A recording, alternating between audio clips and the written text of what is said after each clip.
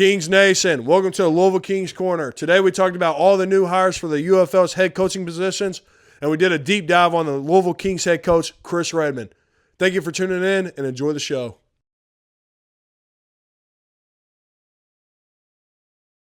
What's up, everybody? Welcome to Louisville Kings Corner, where we cover everything Louisville Kings. I'm Herbert Heldon, my co-host, Justice Montgomery, producer / tag guy over there, Loggy.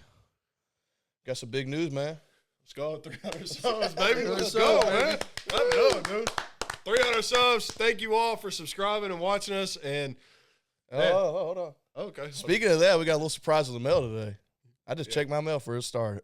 Straight from YouTube, baby. Yeah, YouTube sent us this. Woo! Let's go. 300 subs. Let's get it. Thank you, YouTube, for the play button. We really appreciate it. Yeah, man. It's going to go on the wall next pod. It's going to be hanging back here. It's going to be lit. But, yeah, thank you for watching and subscribing. We appreciate it. What else, man? 400 followers on TikTok now, too. Yeah. Let's go. TikTok have a TikTok button? No. They need to make one, though. Yeah, send us to one. 400 TikTok. Don't worry, we'll make sure we get one somehow. Yeah. I'll just send an email over to TikTok. There you go. All right, big news coming out of Louisville, or out of the UFL, really. For Louisville Kings, we got a new head coach. Everybody slated for their head coaches throughout the league. We're going to kind of touch on, all the coaches that have been picked up and cover everything Louisville Kings head coach. Yeah, so we'll start with the Birmingham Stallions. They got A.J. McCarron. He played for Alabama in 2009 to 2013. Absolute dog. I remember watching him growing up. Yeah, that was a loaded team, too. I definitely thought he was going to be good in the pros. Yeah. First quarterback to win consecutive BCS National Championship games, 2013, 2014. NFL career, he played for the Bengals, he played for the Bills, he played for the Raiders, the Texans, and the Falcons. Then he got picked up by the XFL St. Louis Battlehawks. That was in 2023. After that, following that year, he got picked up by the Bengals again, and then he got sent back to the UFL St. Louis Battlehawks. No coaching experience, by the way. Yeah, there's no coaching experience. There's 3 coaches in this league now with absolute no coaching experience whatsoever. Yeah, I think that one was just for the fans. Yeah. Good hire. And I like that they're doing that, giving guys a chance, though. Yeah, and same thing for this next guy, too. The Columbus Aviators, Ted Ginn Jr. Yeah. Absolute dog. He also played for Ohio State 2004 to 2006. He was a 3-time All-American, and he also set the Big Ten career punt return with 6 touchdowns. Some people will argue that are Ohio State fans that Ted Ginn is probably the best player or top 3 best player of all time at Ohio State. Okay. So his NFL career, he got drafted 9th overall in 2007 to the Miami Dolphins. Played there until 2009. Then he got moved over to the 49ers, Panthers. Then he went to the Cardinals. Then he went back to the Panthers. Played for the Saints in 2017 to 2019. Then ended his career for the Chicago Bears. Did you ever watch him play for the Bears? No, don't remember. He also has no coaching experience, like we said before. Here's a guy with 30-year-plus experience of coaching, the Dallas Renegades, Nick Neuheisel. He played in the original USFL for the San Antonio Gunslingers. He's had a deep coaching career, like we said, 30 years of experience. He's coached at UCLA, Colorado, University of Washington. He got into the NFL with the Ravens. Then he went back to UCLA. And then he went to the Arizona Hotshots, which was the Alliance of American Football. Going back to the second stint in the UCLA, 2008 to 2011. He was fired on November 28th, 2011, and the school allowed him to coach the Pac-12 championship game versus Oregon. And that was on December 2nd. So he got fired, and then they allowed him to coach that last game. That's crazy. Insane. That would never happen today. I don't think so. It's like Lane Kiffin. Yeah. As soon as you quit or you get fired, you're done. Next up, we got the DC Defenders, Shannon Harris. Yeah, 22 years coaching experience. He started at Tennessee State and then went to Alabama State, Alcorn State, Tennessee State back again, Virginia State, and then he was the DC Defenders quarterback coach starting in 2023. So you got him a head coaching job, which is good for him. Houston Gamblers, Kevin Sumlin. That man, I looked up, when I was looking him up, it was, I swear to you, probably 15 different colleges that he had coached for. So didn't think we needed to really list all those. Yeah. But in college, he coached quarterbacks, wide receivers, tight ends, and special teams. He was offense coordinator and a head coach. From 89 to 2021.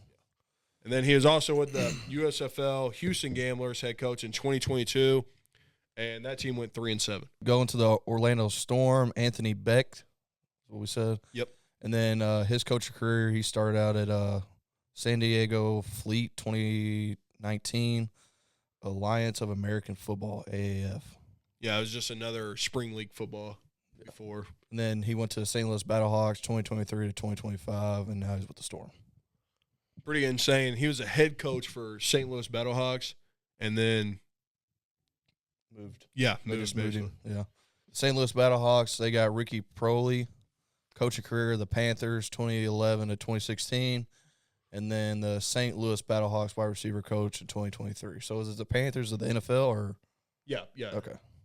Yep. So now we got the Louisville Kings head coaches while we're all here. It's what we're excited for, right? Yeah. I was pretty happy with this pick. It's Chris Redman, Louisville legend. absolute, University of Louisville. He's also a native of Louisville. He played here in high school. For Mel High School. He was a highly decorated high school quarterback, earning Parade National Player of the Year honors in 1994. His high school stats, by the way. Touchdown passes in one season, 57. That was a national record at the time. Dang.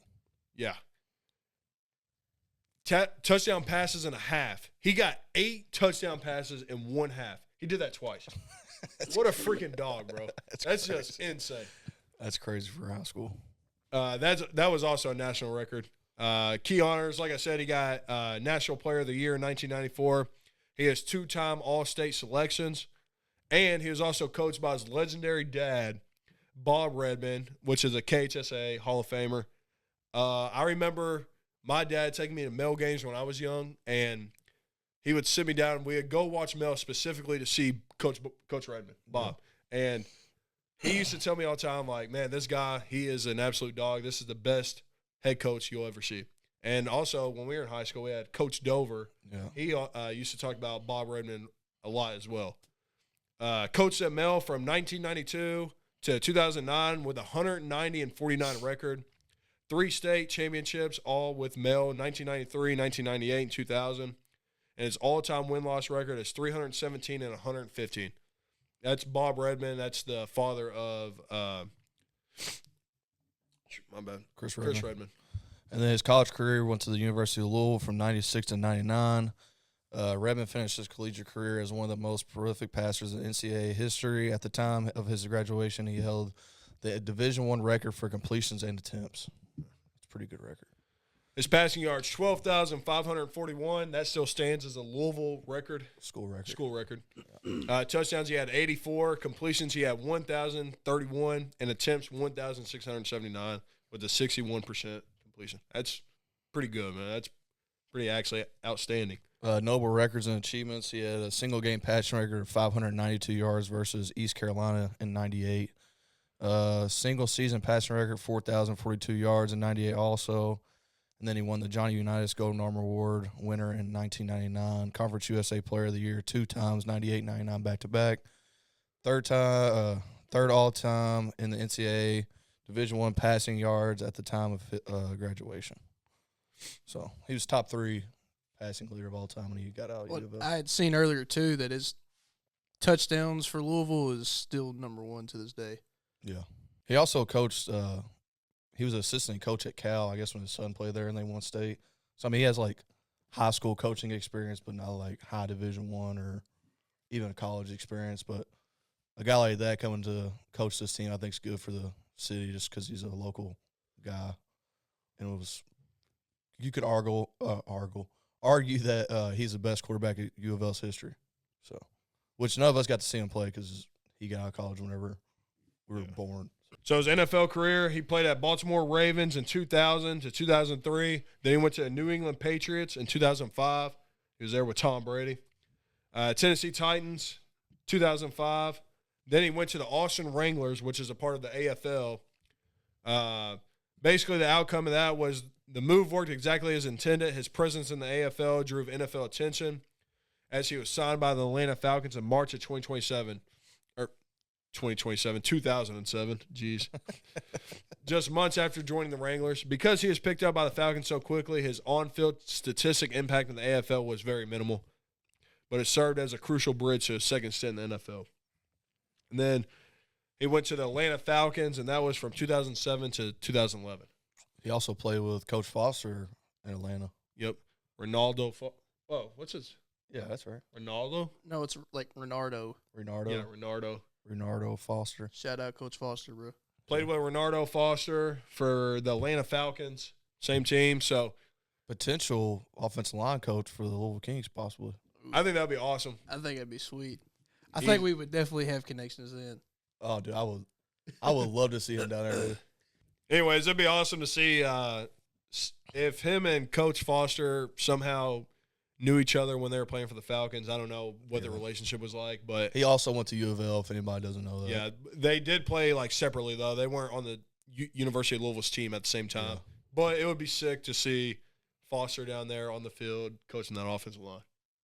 Talk about we all got coached by him, but a guy that's like a genius offensive lineman, he's one of them, bro. He's very smart when it comes to the X's and O's of offensive line. I didn't really have to deal with him too much except for him driving me home from practice. But I didn't have to sit and film with him. I was always with the skilled players. But seems like he taught Jared how to watch film and stuff and break down film. And I feel like Jared is pretty knowledgeable. That would be a good hire by the team, I think, if they got him. Because was he coaching speed football at Bellarmine, right? He was, right? Idea. At one point he was. Last I heard was DeSales, but I know that was after he left Fairfield. Yeah. I'm pretty sure he did coach speed football at one point, which that's some type of college experience. I know it's speed football, but still. Also, after he got done with his stint in the NFL, he moved over to the Louisville Extreme, which was the indoor football league that we had in Louisville. I never got to go see him. It was like a couple weeks, I think. Like this team was here. I had a couple buddies that played on that team from college that went on and played on that team. But he was president of that team and the general manager. So he was basically doing everything for that team, picking the players up that he wants. Long after retiring from playing, Redman returned to arena football in a front office capacity in his hometown.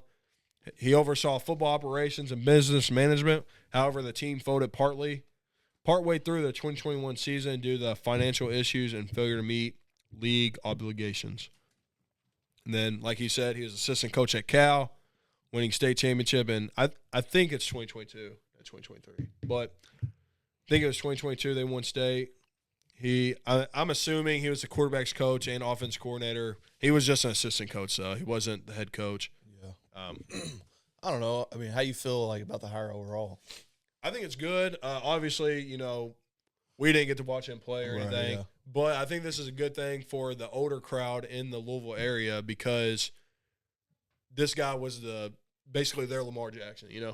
And according to all the parents, he was that guy. Yeah, my stepdad said that's the best Louisville football quarterback ever. And also, I think whenever you're talking about selling season tickets and stuff, I know the younger crowd's pretty excited about this because I talk to guys all the time. They're like, I want to go to a game, or maybe even say I want to buy season tickets. But what you said, the older crowd in Louisville, they're probably not as excited. They're like, what is the UFL? And then you got to sit here and explain it to them and all that stuff. But I think he would draw the older crowd into coming to these games and watching and see how they do and stuff. So I think it was a good hire by the team. Yeah, just even though he doesn't have any real coaching experience besides the stint at Cal, this has to light a fire under the older population in Louisville. It has to, because those are the people that are going to be driving the kind of filling that stadium up. Yeah, at Lynn Family. And another thing is the good thing about him is he has no coaching experience, but guess what? There's two other coaches in this league that have zero coaching experience also. So we're not going to be going into the season with the only coach that's never coached a professional football team. How do y'all feel about that? The UFL hiring these coaches that don't have any experience. I'm just glad they stood on what they said, though. Like, they actually bringing this local guy in to coach a team, regardless of his experience. Yeah. And pretty much putting their money where their mouth is and saying, like, hey, we're going to do this, and they actually do it. I think that's pretty cool.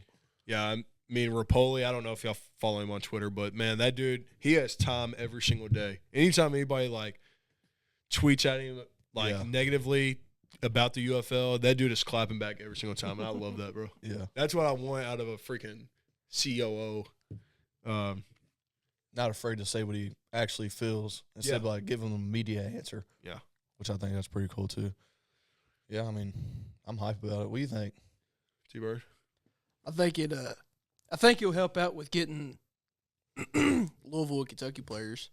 So I know, I mean, maybe not necessarily Kentucky, but especially Louisville. I guarantee you he still has connections with the team. He could probably walk in anywhere in Louisville's campus that he wanted to, pretty much. 100%. I say, yeah. I mean, a guy like that played at U of L and, like, apparently the man at U of L, and then played a decently long pro career. There's no telling, like, what ties he has. Or he can know GMs of guys in the NFL. Walking down the halls, and there's just pictures of him posted up, like going down into the tunnel. 100%. I bet you that is real. Yeah. I wonder what the relationship between him and Coach Braum is. I don't know. I'd say it's about to get better.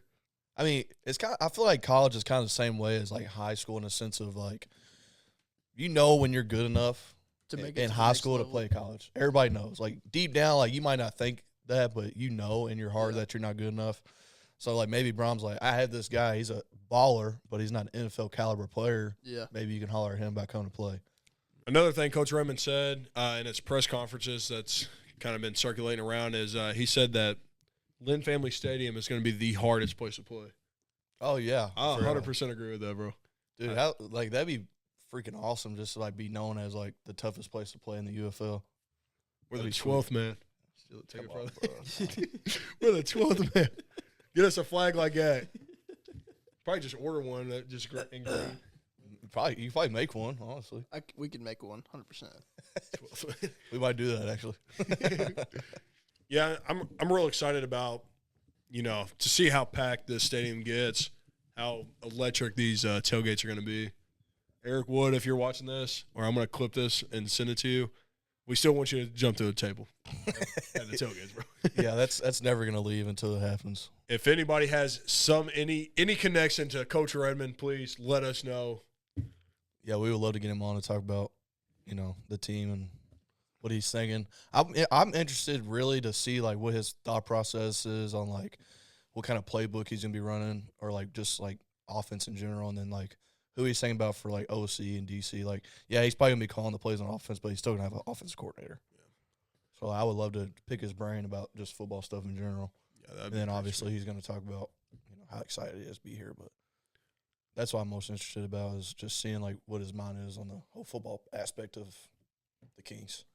What a crazy life, bro. Like, you grow up in Louisville, you went to Mel, you are a stud at Mel. Yeah. Go to the University of Louisville, you're a stud there, considered one of the best quarterbacks in history. Then you go do your NFL stint, come back, coach your son at Cal. Win state championship, and now you're the freaking head coach of a professional football team within the city. You know what he sounds like to me, bro? Is just he's just a winner. That's what it sounds like to me. After we win the UFL championship, Hallmark, make a movie about this man. Hallmark. Yeah, Hallmark for sure. It's gonna be like a Kurt Warner special. He needs a 30 for 30. Definitely 30 for 30. Hallmark, man. It's a feel-good story right here, man. Yeah, but it ain't a love story. Hallmark's love stories. He has a wife, man. He had to find love somewhere in there. And then he fell out of the game. Then now he's back in it. He had to find his love for the game again. I mean, you could. Just like Kurt Warner. Oh, yeah. He kind of does have a Kurt Warner story a little bit. Yeah. Went and played in the Arena Football League, came back. I don't think he ever worked at a grocery store, though. We don't know that. That's why we need him on the podcast. Yeah, we need to talk to him. Maybe he was working over at GE on the, the conveyor belt, screwing in a bunch of making dishwashers. I don't know. He thinks that everybody worked at GE. Either that or UPS. Hey, if you live in Louisville, drop down below. You either worked at GE or UPS. Everybody worked at either of those two places. Whenever he wins the UFL championship, when it happens, because it is going to happen, It's going to be just a author. I don't know what I was going to say there. BTA. I don't know. I'm just really excited. I'd like to make predictions for the season, but it's kind of hard to without any players. Yeah, that'd be a different episode.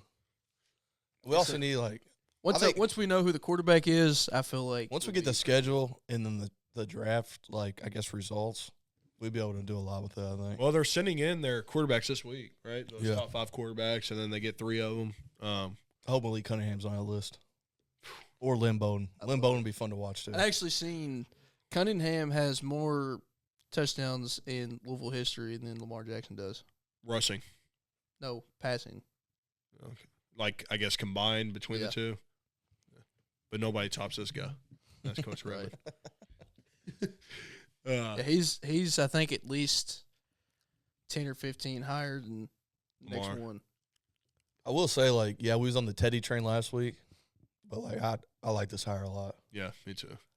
I've listened to some other podcasts that he's been on in the past, and he just seems like a genuinely good guy, bro. Like a go-getter. He's a winner, bro. I said, he's just a winner. Just a winner. Super Bowl winner. Speaking of being a winner, if you want to be a winner, go to LouisvilleClothingHub.com and get your merch. Yep, we good. Neither of us have it on. He has a hat on. Yeah, I got the hat on. Yeah, we want you to buy the merch, but we ain't even going to wear it. I'm just repping the Kings, man. Rich. But, yeah, Louisville Clothing Hub. We got T-shirts. We got long sleeves. We got hoodies. We got beanies. We got hats. Next week, we're going to have the owner of Louisville Clothing Hub. He's going to come on here and talk about for about 5 to 10 minutes and talk about the basically the website and why he started it. His name's Benny Silvers. I'm really excited about that. He's done a lot for us. Yeah. And without him, we wouldn't have freaking any merch. Yeah, we'd be buying. We'd get custom stuff made off Amazon. Yeah, we had to buy a T-shirt press and all that. Yeah. Shout out to Benny. LouisvilleClothingHub.com, like I said. Follow us on TikTok, Instagram. Subscribe to us on YouTube. Drop that bell so you can get freaking post notifications. Anything else? That's it. You hit it on the head. T-Bird? Nah, I'm good. All hail. Kings. Nice one. We ain't done that in a while. Yeah, no, yeah. All right, I'm Justin Montgomery. Co-host Herbert Helton. Producer in the back, Tyler Loxon. Thank y'all for watching the episode, and thank you for tuning in.